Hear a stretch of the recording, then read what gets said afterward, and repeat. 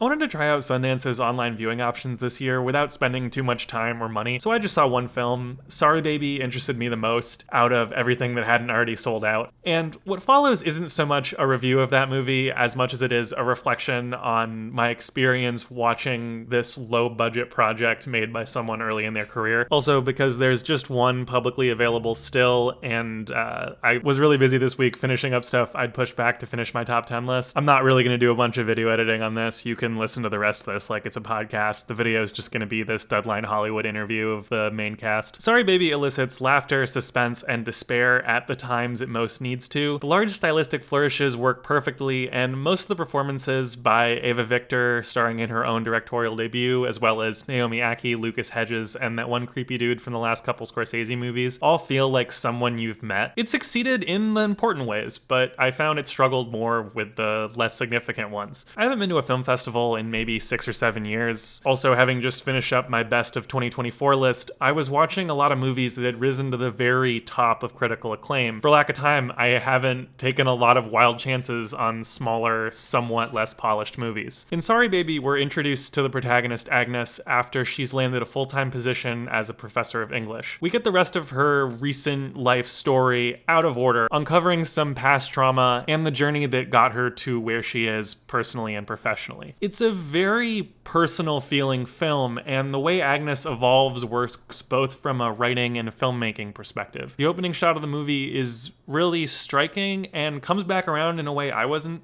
expecting. Actually, overall, the reincorporations are fantastic. Something small, a throwaway piece of banter, a movie on TV, a specifically worded compliment will be brought around in some way that makes both diegetic and thematic sense. Everyone praising this film is right to do so. But I'm going to talk about some stuff that I found less than perfect. I do want to say, however, I looked around and saw that there aren't that many videos talking about this, and if I were somebody who had made a movie, I would be lurking on anyone releasing something about it. So in the chance that anyone involved with this project is watching this, thank you. You made something really beautiful that made me feel seen in the process of kind of rediscovering the adult you want to be after going through a lot of tough things in your 20s. I'm really trying to self-examine my own tendency to nitpick and not to shit all over your movie. Anyway, if you've ever edited videos of any kind, you'll have encountered a transition that you know just doesn't work. And there was at least one of those in here where a character transitions from walking to sitting down that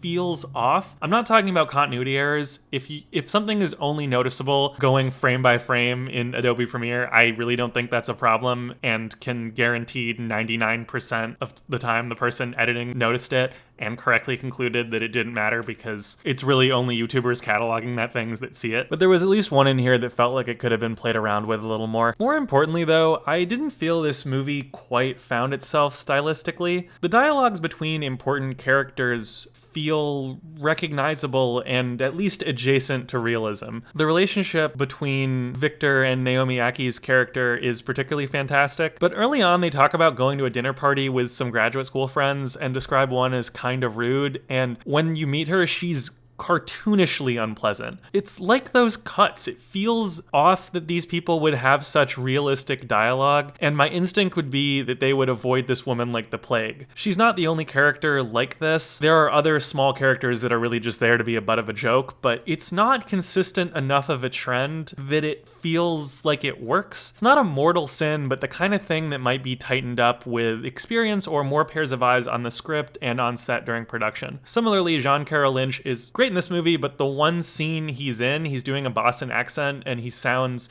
good enough, but he's really hitting that ought vowel in a way that makes me think they just had him for the day. I also don't think a ton of care went into making the main character specifically an English professor. It was not surprising to learn after that this wasn't Victor's background. My sense I got from it was that it was written by someone who had engaged with academia as an undergraduate, but not like someone with intimate knowledge of graduate or someone who worked as a professor, which to be fair is also my background. But I think even if you don't have experience with something, you can kind of tell the difference between the dimension it has when it's being presented by someone with experience or who's done their research versus someone who hasn't. Though, to be clear, the important consequential experiences portrayed in the movie do feel that way. This won't make a best of the year list for me, but I spent much of the week after watching it remembering scenes and bringing them up in conversations. I'm glad this movie got a rather large acquisition deal and am very excited to see what Ava Victor does next. And that's not a backhanded compliment. I think it's tempting to look at debuts that aren't recognizable as such, like Hereditary or Aftersun, and say that they demonstrate that Ari Aster or Charlotte Wells were perfect from the beginning, and I don't think that's the case at all. They both had a lot more practice making short films and had A24 production resources up front. Victor made a feature film earlier in her creative journey and with less money than those examples, and nothing in what she's made tells me that she won't later make something that becomes one of my favorites. Every creative, however good they look when they reach most people's attention,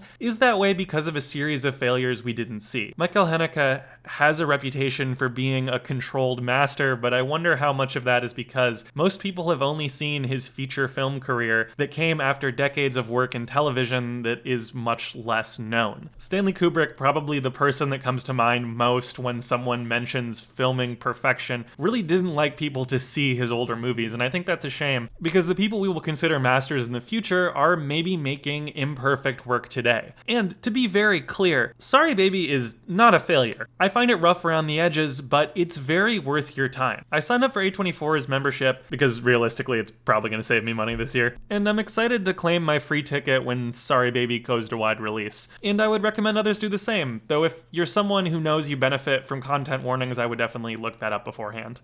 Thanks for watching. I really like putting effort into the visuals of the stuff I make, but I just did not have the spoons today. Writing my words and video editing are the two favorite parts of this creative process, and listening to my voice is definitely the least. But I thank you for doing it nonetheless, and I hope you have a good weekend.